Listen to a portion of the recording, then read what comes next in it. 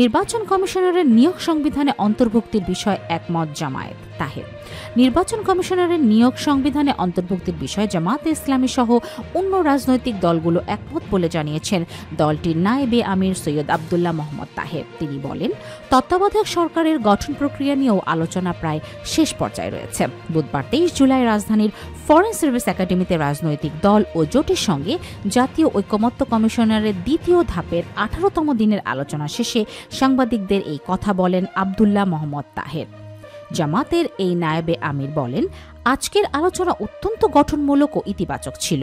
অনেক মতপার্থক্য থাকলেও শেষ পর্যন্ত আমরা সবাই একমত হয়েছি যে নির্বাচন কমিশনকে নিয়োগ সংবিধানে অন্তর্ভুক্ত করা হবে এবং এটির গঠন একটি সিলেকশন কমিটির মাধ্যমে হবে।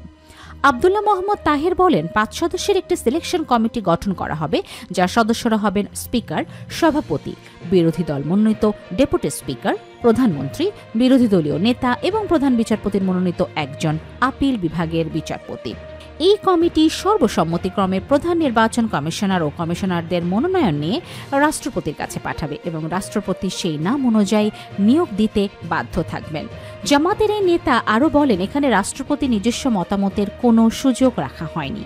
আলোচনার এই অংশে আমরা একটি গঠনমূলক এবং সম্মানজনক প্রক্রিয়ার মাধ্যমে একটি স্বচ্ছ নির্বাচন কমিশনারের গঠনের ভিত্তি তৈরি করতে পেরেছি।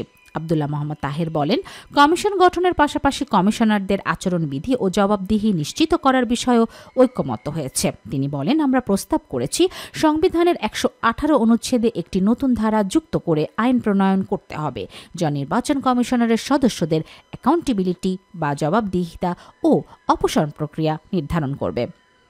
তত্ত্বাবধায়ক সরকার প্রসঙ্গে জামাতের এই নায়েবে আমির বলেন, নির্বাচন কমিশন ও তত্ত্বাবধায়ক সরকার দুটি আলাদা বডি, তবে নির্বাচনের স্বচ্ছতা নিশ্চিত করতে দুটোই গুরুত্বপূর্ণ। তত্ত্বাবধায়ক সরকার গঠনের আলোচনাও প্রায় শেষ পর্যায়ে রয়েছে, সেটি চূড়ান্ত হলেই জানানো হবে। আব্দুল্লাহ মোহাম্মদ তাহের আরও বলেন, আজকের আলোচনা ছিল ঐক্য ও বিশ্বাসের প্রতীক। সবাই আন্তরিকতা ও দায়িত্ববোধের সঙ্গে অংশ নিয়েছেন। আমরা আশা করি এই ঐকমত্য আগামী নির্বাচনের জন্য একটি শক্তিশালী সাংবিধানিক ভিত্তি তৈরি করবে।